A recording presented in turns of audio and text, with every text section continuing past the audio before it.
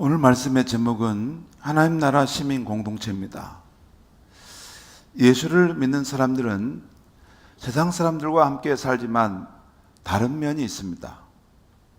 예를 들어 자신에 대한 정체성이나 이 세상을 살아가는 삶의 목적과 방향에 있어서나 삶의 가치에 있어서나 그리고 이 세상을 바라보는 관점에 있어서도 세상 사람들과 다른 삶의 태도를 가지고 있습니다. 그런데 그렇게 다른 삶의 태도를 갖고 사는 데는 그 이유가 있습니다. 원래 예수를 믿지 않을 때는 이 세상 나라 시민으로만 살았습니다. 그러나 예수를 믿게 되면서 예수님과 함께 시작된 하나님 나라의 시민도 된 것입니다. 곧 하나님 나라가 임하였으니 회개하고 복음을 믿으라는 이 예수님의 말씀을 진정으로 믿고 받아들임으로 이제 중첩된 정체성을 가진 사람처럼 두 나라에 속한 사람이 된 것입니다. 예를 들어 보통 세상 사람들은 자신이 중국 사람, 일본 사람, 한국 사람이라면 그 나라의 정체성과 법을 따라 살게 됩니다. 그런데 예수를 믿은 사람들은 자신이 사는 세상 나라의 정체성과 법을 따라 살 뿐 아니라 또 하나님이 다스리시는 나라의 시민으로서의 정체성과 법을 따라 살아갑니다. 우리는 한국 국민이면서 동시에 한국에 사는 하나님 나라 시민입니다.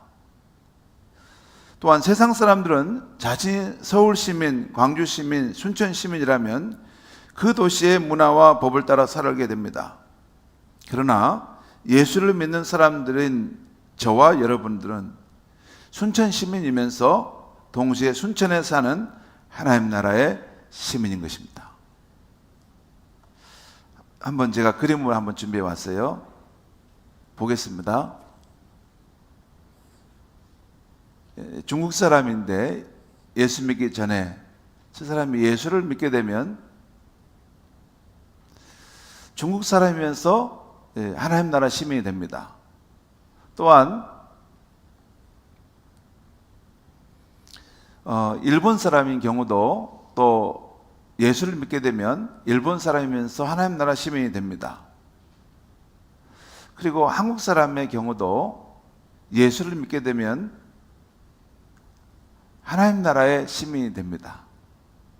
우리 간사님이 도와주셨는데 여자분이라서 여자로 주로 만들어 주셨어요. 근데 아무튼 중요한 것은 이게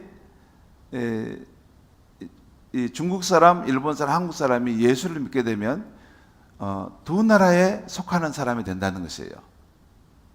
그리고 이쪽에 편에 보면 예수를 믿은 후에 중국, 일본, 한국 사람 보면 각 나라는 다르지만 한 가지 공통점은 있죠. 하나님 나라 시민이라는 면에서 서로 상통하잖아요. 그래서 중국, 일본, 또 한국 사람의 경우 예수를 믿는 사람들은 하나님 나라 시민이 되어서 우리하고 생각이 비슷합니다. 그러니까 자기 나라의 속성이 있지만 그러니까 하나님 나라 시민다운 어떤 면을 갖고 있어요. 예수를 주로 인정하고 하나님 나라의 그런 이 가치관과 인생관과 세계관을 가지고 세상을 바라보는 면은 비슷합니다. 그렇다는 것이죠. 그래서 어떤 사람이 진실로 예수를 믿는 사람이라면 이 중첩된 정체성은 그가 어떤 신분의 사람이라도 동일하게 나타나게 됩니다. 예를 들어 그분이 시의 중요한 정책을 결정하는 시장이나 시의원이거나 또는 시의 행정을 집행하는 공무원이거나 또는 학교에서 자라나는 미래 세대를 가르치는 교사거나 또한 보통 가게에서 장사하는 상인이거나 동일하게 그 정체성이 나타납니다. 그러므로 그가 진실한 그리스도인이라면 시의 정책을 결정하고 집행할 때 그 시의 필요와 발전 방향도 생각해야 하지만 동시에 하나님 나라의 시민답게 그 사업의 성격을 잘 판단하고 집행하는 면이 있어야 합니다.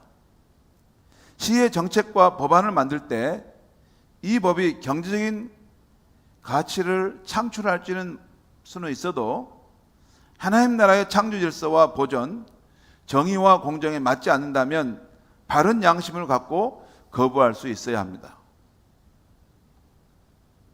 또한 그 반대의 경우라면, 그러니까 이게 경제적인 이익은 없을지 몰라도 하나님 나라의 창조 질서와 공정과 정의에 정말 필요한 것이라면 많은 사람이 거부해도 하나님 앞에서 바른 양심을 따라 그 정책을 선택하고 추진할 수 있어야 합니다.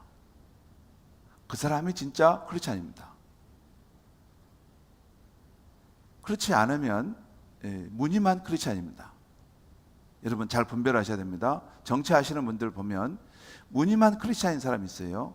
잘 분별하셔야 돼요.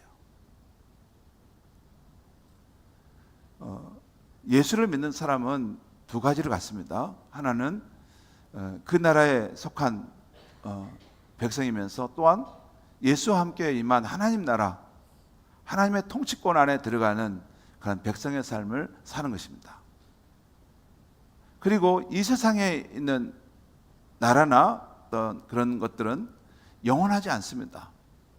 그리고 다수에 의해서 그것이 좌지우지되고 어떤 경우에는 고무줄처럼 이렇게 당겨오고 어떤 경우는 고무줄처럼 이렇게 당겨갑니다.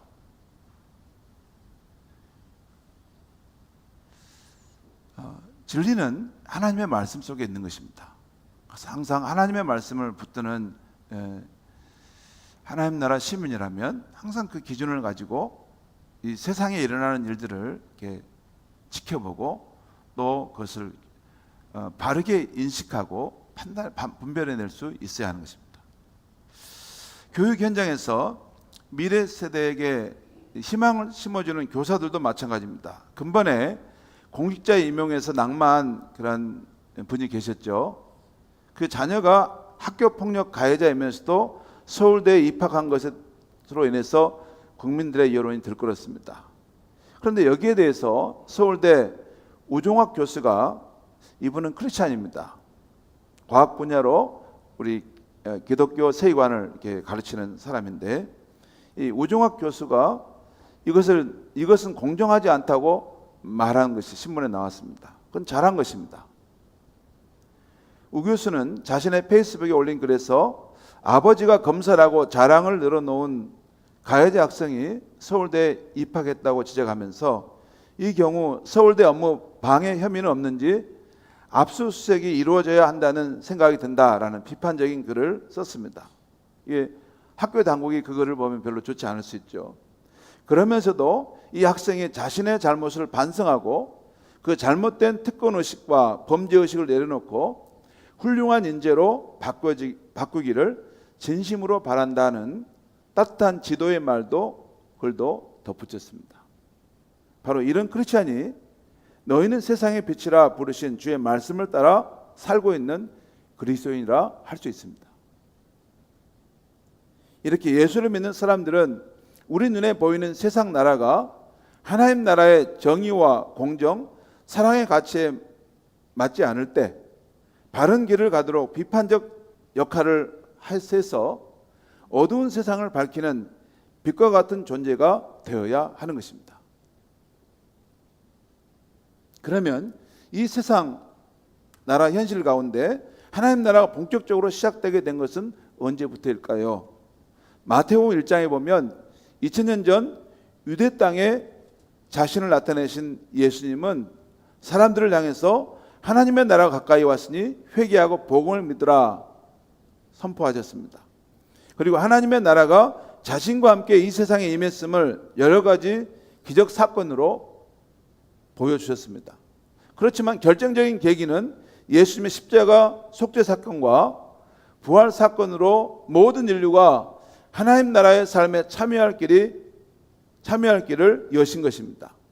곧 이제는 하나님을 떠나 살던 어떤 죄인이라도 자신의 죄를 뉘우치고 예수 십자가 속죄를 믿고 부활하신 예수 그리스도를 내 삶의 주님으로 영접하면 하나님과 화해하고 하나님이 다스리시는 나라의 백성이 된다는 것입니다.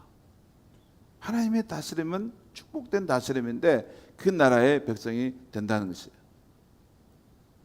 자신의 죄를 뉘우치고 십자가의 속죄를 믿고 부활하신 예수 그리스도를 내 삶의 주인으로 영접하고 그러면 하나님과 화해가 일어나고 하나님이 다스리시는 나라의 백성이 된다는 것입니다. 그게 성경에서 예수 그리스도께서 약속하신 것입니다. 저와 여러분도 원래 이 세상에 속하여 살고 있었는데 예수 그리스도를 알고 그분을 우리의 주인으로 받아들임으로써 하나님 나라의 백성이 된 것입니다. 그러나 예수 그리스도로 인해 우리가 이 세상에서부터 하나님 나라에 참여하는 삶이 시작되었지만 아직은 온전히 하나님 나라가 이 땅에 이루어진 것은 아닌 것입니다. 하나님 나라가 이 땅에 온전히 이루어지면 완전한 천국이 이 땅에 세워지는 것이죠. 아직 그렇지 않지 않습니까? 여전히 강자에 의한 횡포와 눈물과 탄식, 약자들의 눈물과 탄식을 우리가 보지 않습니까? 지금도 하나님 나라의 복음이 전파되어 사람들이 하나님의 축복된 다스림 가운데 들어오고 있습니다. 그렇지만 때가 되면 우리 주 예수님께서 영광 중에 이 세상에 재림하시게 되고 그때는 하나님 나라가 온전히 이 세상에 이루어지게 될 것입니다. 여러분, 예수님이 다시 나타나신다는 말의 의미는 이런 겁니다. 하나님의 아들이신 예수님이 역사 속에 한번 이 세상 가운데 들어오셨다는 것이에요. 그것이 2000년 전에 그 이스라엘 백성들이 살고 있는 그 유대 땅이었습니다. 근데 다시 예수 그리스도께서 우리 가운데 나타나실 때가 있는데 그때는 세상의 종말과 우리의 구원이 완성되는 그날입니다. 성도 여러분, 우리가 3주 전에 주일 설교에서 베드로전서 1장 1절에서 9절까지 나온 구원 과정을 다음 그림으로 설명해 드렸습니다. 여기 보면 우리는 이 하나님의 예정하심으로 택하심을 받아 예수를 믿고 거듭나게 되었다는 것, 그리고 산 소망을 갖게 되었다는 것을 말씀했습니다. 여기 보면 여기입니다. 하나님의 미리 아심을 따라 택하심을 받고 그 다음에 죽은 영혼이 하나님께 향해 살아있는 생명으로 살아나게 되고 산 소망을 갖게 되었다는 것입니다. 그리고 현재는 하나님께서 우리에게 주실 장차 그 하나님 나라의 유업을 하늘에 지금 간직해 두셨다는 것입니다. 그리고 미래는 예수 그리스도가 나타나실 때 하나님의 유업을, 하늘의 유업을 우리가 받게 되고 구원의 완성이 되고 새 하늘과 새 땅의 삶이 이루어진다고 했습니다. 그리고 현재의 삶에 대한 말씀을 드렸습니다. 현재는 우리가 하늘 나그네의 삶을 산다는 것, 하늘 본향을 향해 나아가는 천국 시민의 삶을 사는데 여러 시련 가운데 잠시 근심하나 하나님의 능력으로 보호받는다. 예수를 우리가 눈으로 보지 못하지만 사랑하고 예수를 믿고 즐거워한다는 말씀을 드렸어요. 여기 중요한 것은 여기입니다. 하나님 나라가 시작됐다는 거예요.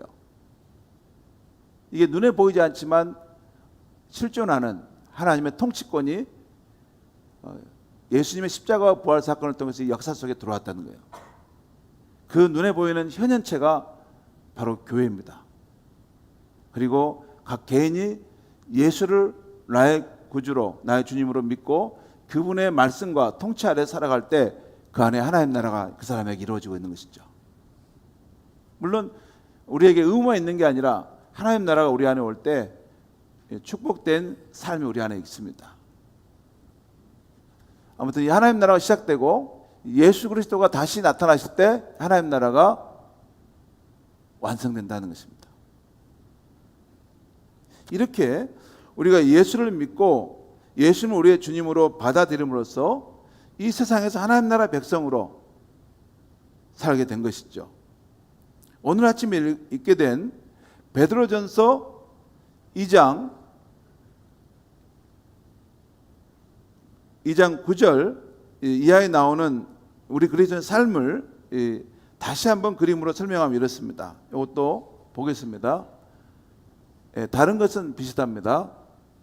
그런데 이 베드로전서 2장 9절 이하에서는 하나님 나라의 시민의 삶을 말하고 있는데, 우리는 이 세상 속에서 이방인과 나그네로서 살고 있다는 것입니다.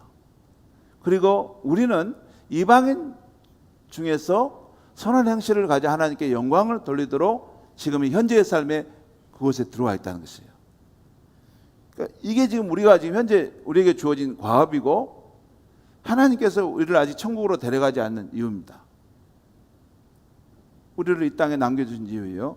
여기 뭐냐면, 우리가 이 세상에서 하나님 나라가 온전히 이루어지는 그때를 바라보는 이방인과 나그네의 삶을 사는데, 우리가 이 땅에 살면서 이 세상 사람들에게 선한 행실을 가져 그들이 우리를 통해 하나님께 영광을 돌리게 하는 것, 그것이 현재적으로 우리 크리스찬이 이 땅을 살아가는 이유인 것입니다.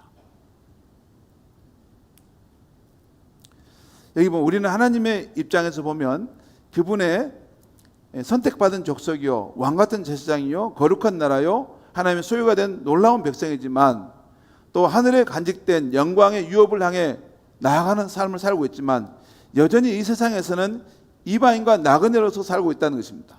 그리고 우리는 이 세상 사는 동안 하나님 나라의 시민으로서 선한 행실을 가져서 하나님께 영광 돌리는 삶을 살도록 부름받았다는 것입니다. 오늘 그 말씀을 다시 한번 여기 보겠습니다. 오늘 여기 보면 오늘 베드로전서 2장 11절 말씀인데요. 사랑하는 자들아, 거류민과 나그네와 같은 너희를 권하노니 영혼을 거슬러 싸우는 육체의 정욕을 제어하라. 여기서 거류민이라는 것은 여러분 남의 나라, 남의 영토에 사는 이방인을 말합니다. 우리가 여러분 이 세상에 우리가 한국 사람이고 또 우리 순천 시민이잖아요. 그런데 예수를 믿게 되면서, 예수를 주로 믿고 되면서 우리가 한국 사람이지만 동시에 하나님 나라의 백성이고 시민의 삶이 이제 우리에게 시작되게 된 것입니다. 그러면서 이런 하나님 나라 관점에서는 우리가 그 하나님 나라의 본국이지만 아직 믿지 않는 사람들은 이방인일 수 있습니다. 그렇죠?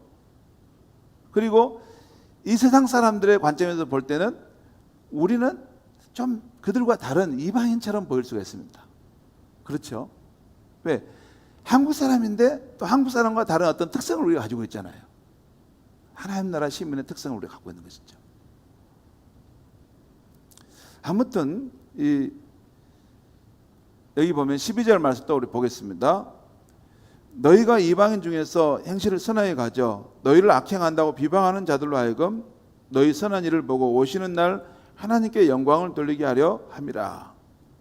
여기 보면 우리가 하나님 나라에서 그 이방 사람들의 이 세상 사람들 한복판에서 살면서 우리가 선한 삶을 삶으로 사람들이 우리를 통해 정말 하나님이 살아계신 분이시군요,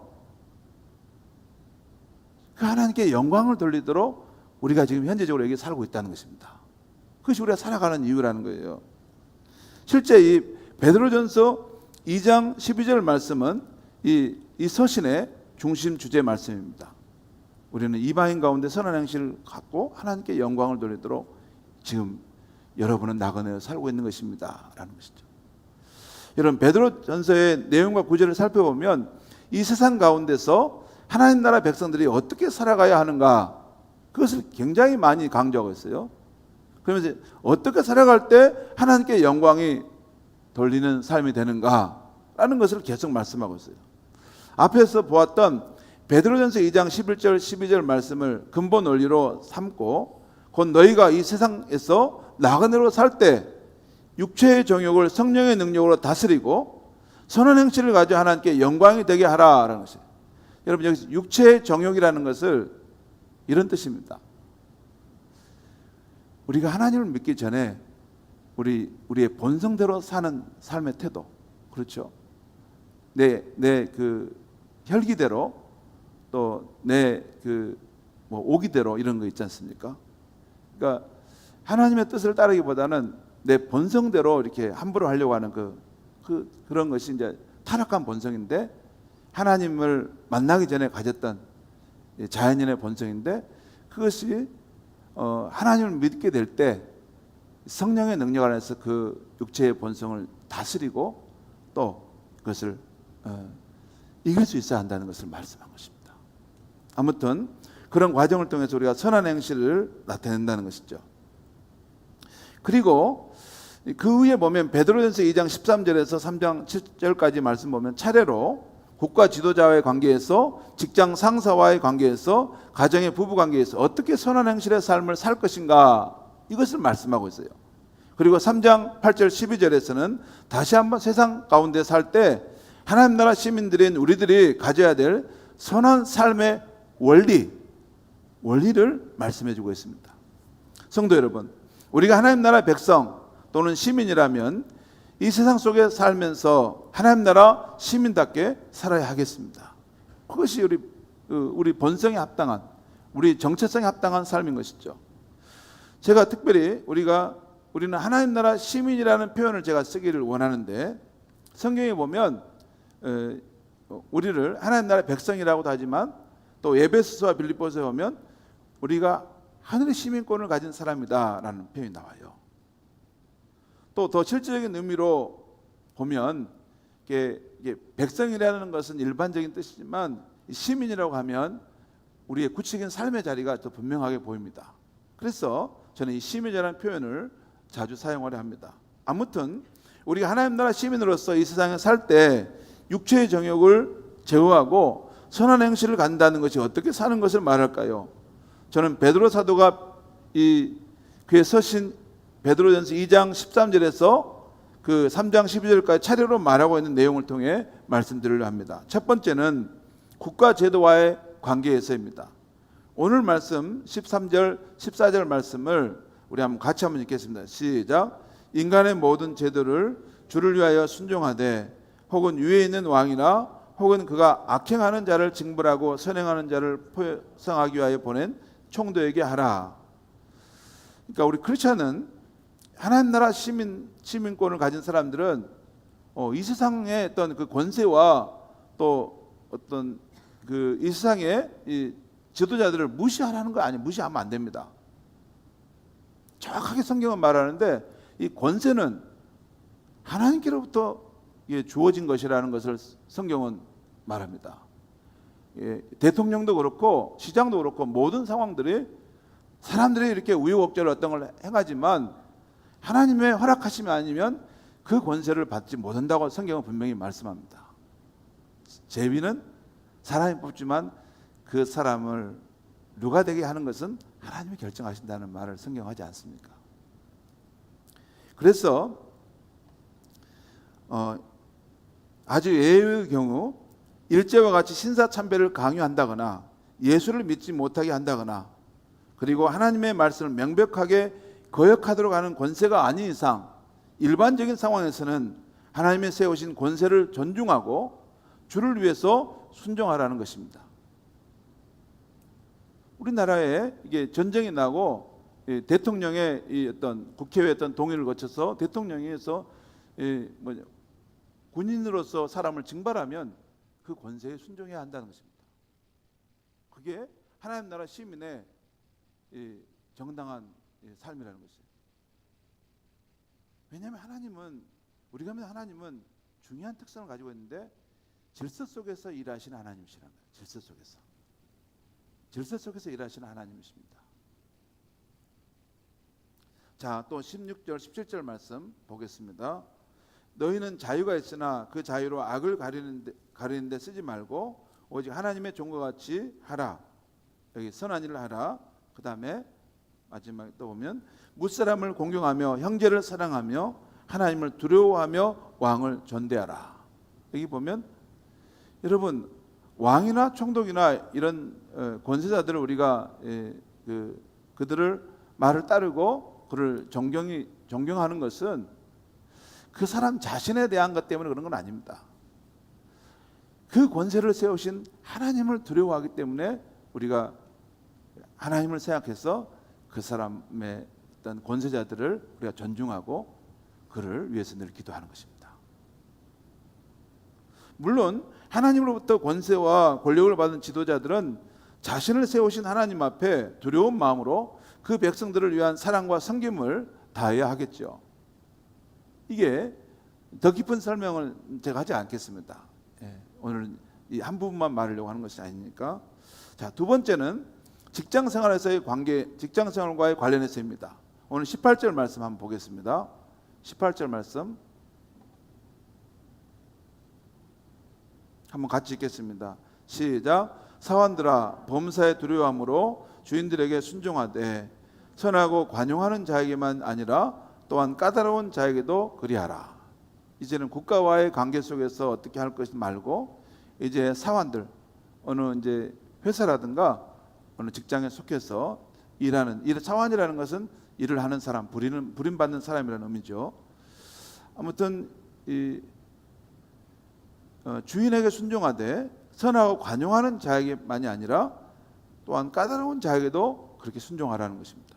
여기 까다로운 자라는 뜻은 거칠고 엄한 사람이라는 뜻이고, 공동 번역에서는 이를 고약한 주인으로 번역한 것을 보았습니다.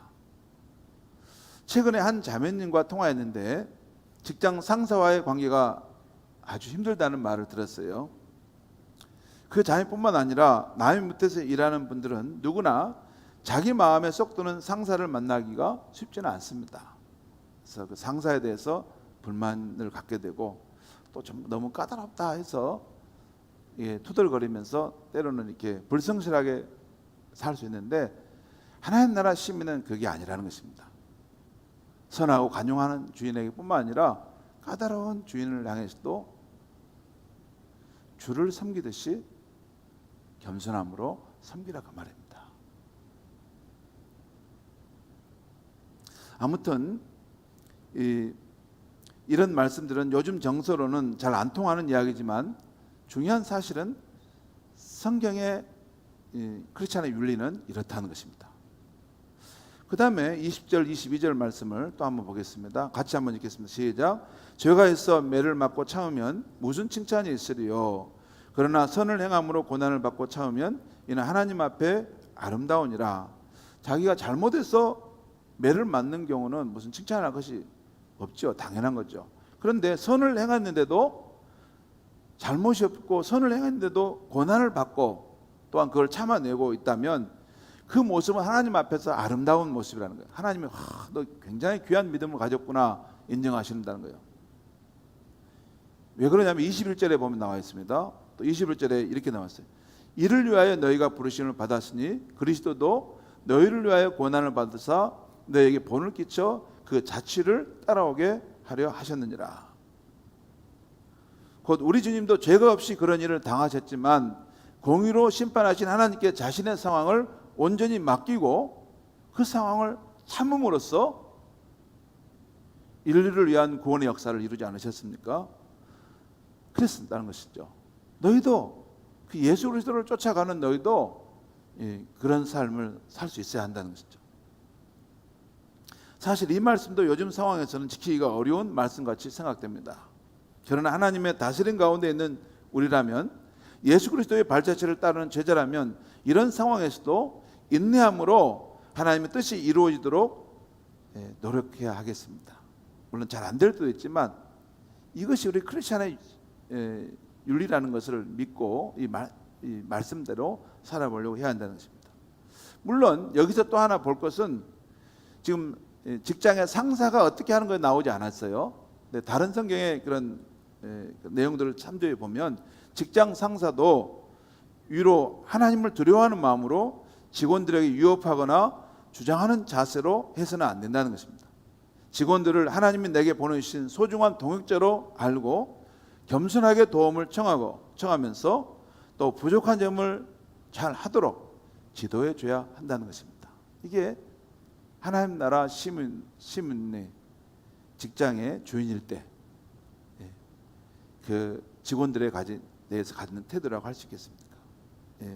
내게 보내주신 소중한 동역자로 알고 겸손하게 도움을 요청하고 또 그 사람의 부족한 점이 있으면 잘 지도해 주는 것, 그것이 내게 맡겨주신 하나님의 뜻이라는 것이죠.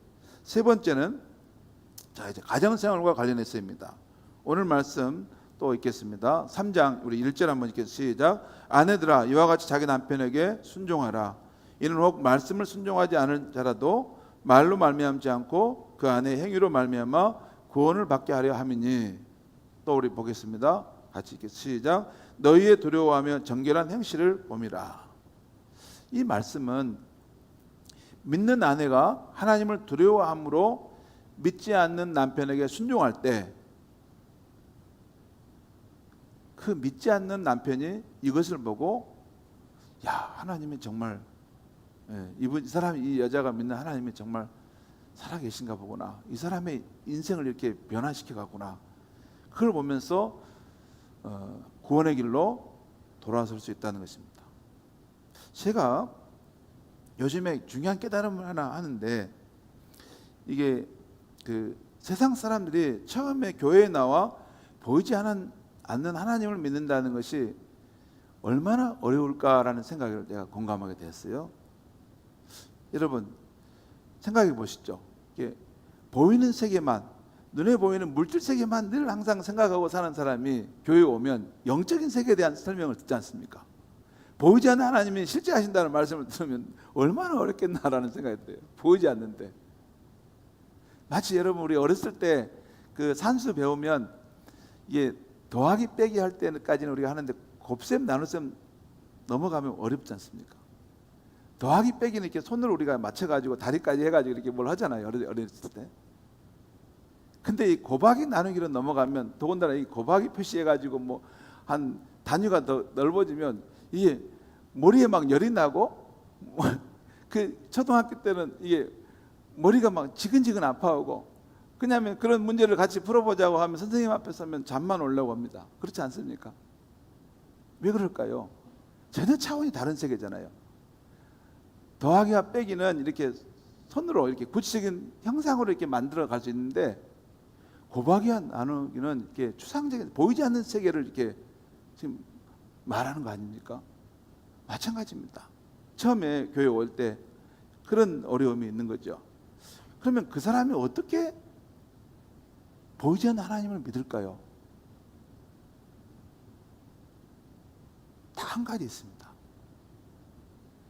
예수 믿는 사람들을 보니까 보이지 않는 하나님인데, 그 하나님을 믿으면서 삶이 이렇게 정말 사랑이 넘치고 진실한 삶의 변화들이 나타나고 정말 세상이 볼 수 없는 그런 사랑과 믿음의 공동체를 이루어가는 모습을 볼 때, 야, 이 사람들이 말하는 그 보이지 않는 하나님이 진짜 계신가 보구나, 이렇게 생각해서 신앙을 할 수 있는 것입니다. 이건 가정에서 믿음의 그런 아내가 믿지 않는 남편을 이렇게 인도할 때도 동일하게 일어나는 현상입니다. 여러분, 내 남편이 내가 전하는 전도를 받지 않는 거, 이제 그 남편의 이 강팍한 마음도 있을 수 있지만 아내 자신에 대해서 한번 생각해 봐야 돼요. 내 삶에 예수를 주로 삶아서 그런 일어나고 있는 아름다운 변화들이 실제 있는가? 나는 무늬만 크리스찬이지 않는가? 이름만 예수를 믿는다고 하지 실제 교회에 와서 생활 속에 사는 건 전혀 따로 살며 사는 사람이라면 그의 삶의 그 모습이 다른 사람에게 매력적이거나 울림이 될 수는 없는 것입니다. 자, 또 믿지 않는 남편에 대해서도 말씀합니다. 우리 한번 여기 보겠습니다. 거기 한번 같이 한번 읽겠습니다. 시작. 남편들아 이와 같이 지식을 따라 너희 아내와 동거하고 그를 더 연약한 그릇이요 또 생명의 은혜를 함께 이어받을 자로 알아 귀히 여기라. 이는 너희 기도가 막히지 아니하게 하려 함이라. 여기는 남편들에 대해서도 하나님의 나라의 시민답게 아내를 더 연약한 자로 또 생명의 은혜를 함께 나눌 자로 여기고 귀히 여기라는 말씀을 합니다. 그리고 마지막으로 다시 한번 세상 속에서 예수 믿는 우리들이 가져야 될 선한 삶의 원리를 말씀하는데 8절부터 9절까지 다시 한번 보겠습니다. 시작. 마지막으로 말하노니 너희가 다 마음을 같이하여 동정하며 형제를 사랑하며 불쌍히 여기며 겸손하며, 이것은 교회 안에서의 관계를 말합니다. 교회 안에서 이렇게 산다는 것이고, 그 다음에 또 9절 말씀 보겠습니다. 악을 악으로 욕을 욕으로 갚지 말고 도리어 복을 빌라. 이를 위하여 너희가 부르심을 받았으니 이는 복을 이어받게 하려 하심이라. 이것은 세상 속에서예요. 너희를 악하게, 너희를 욕하다고 대하는 사람들에 대해서도 오히려 복을 빌려하는 것입니다. 성도 여러분, 오늘 말씀을 전해놓고 보니 이 말씀들을 세상 나라의 기준으로 보면 너무 안 맞는 말씀인 것 같습니다. 어떻게 까다롭고 고약한 상사에게도 순종합니까? 어떻게 부당한 대우를 받고 있는데도 나는 계속해서 참고 선을 행할 수 있습니까? 어떻게 지난날 신앙생활을 하는 것을 그렇게 받게 하고 반대했던 남편을 이제 와서 잘 섬기라는 것입니까? 어떻게 계속 악을 행하고 욕을 하는 그 사람을 위해서 도리어 축복으로 기도하라는 것입니다. 여러분, 너무 어려운 것이죠. 더군다나 자기 본성대로 살도록 장려하는 요즘 세상에서는 너무 안 통하는 말씀입니다. 정말 이런 내용은 성경에 없었으면 좋겠습니다. 그런데 중요한 사실은 이것이 바로 크리스천의 삶의 윤리고 하나님 나라 시민들이 이렇게 산다라고 말씀하고 있는 거예요. 이것이 바로 이방인들 가운데서 선한 행실을 가져서 이로 인해서 하나님께 영광을 돌리는 삶의 모습이라는 것입니다.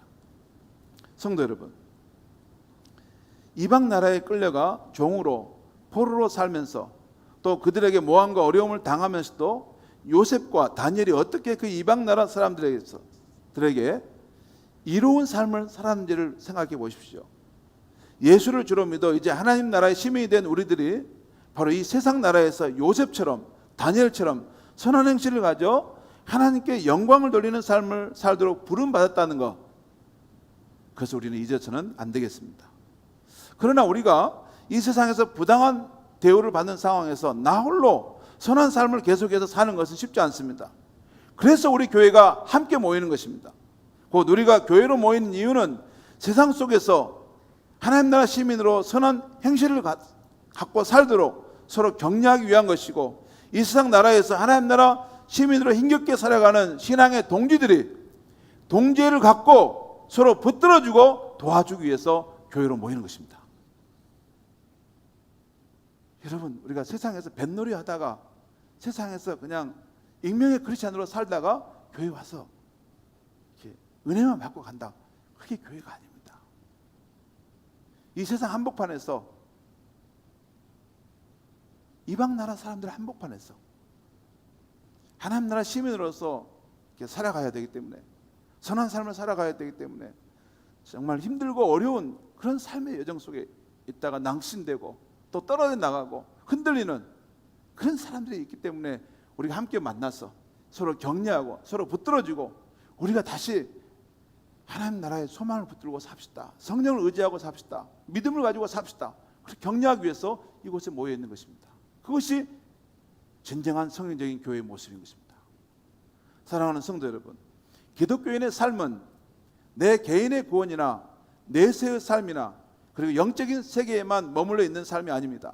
오히려 이 세상 나라 한가운데 예수님을 나의 주님으로 믿고 따름으로 이미 하나님 나라 통치의 능력이 내 안에 실질적으로 나타나서 내 자신을 예수 그리스도의 사람으로 세워가는 삶인 것입니다. 또한 그 하나님 나라의 복된 다스림의 역사를 내 가족과 이웃과 세상에 축복으로 흘러버리는 삶, 그것이 진정한 크리스천의 삶인 것입니다. 제가 왜 이 말씀을 드리냐면, 한국교회가 점점 더 신앙이 내면화되어지고 점점 더 자기 실존적인 구원과 내세의 삶에 관심을 갖는데 아니라는 것이에요. 분명하게 성경이 말하는 것은 우리가 살아가는 이 세상 한복판에서 예수를 주로 믿고 따름으로써 우리의 안에 있는 하나님 나라의 그 변화의 동력이 일어나고 그 하나님 나라 축복의 다스림의 열매들이 내 가족과 이웃과 세상에 힘차게 나타나서 그들의 입술을 통해 하나님께 영광이 돌려지는 것, 그것이 진정한 크리스천의 삶이라는 것입니다. 사랑하는 성도 여러분, 저와 여러분의 삶이 우리가 살아가고 있는 이 마을과 이 도시에서 하나님 나라 시민의 광채를 은은하게 빛을 발하는 그런 삶이 되기를 간절히 바랍니다. 기도하겠습니다. 하나님 아버지, 오늘 이 아침에도 하나님 말씀을 전할 때 우리가 이 세상에서 하나님께 부름받은 사람인데 무엇을 위해 부름받았는지를 알게 해주시니 감사합니다.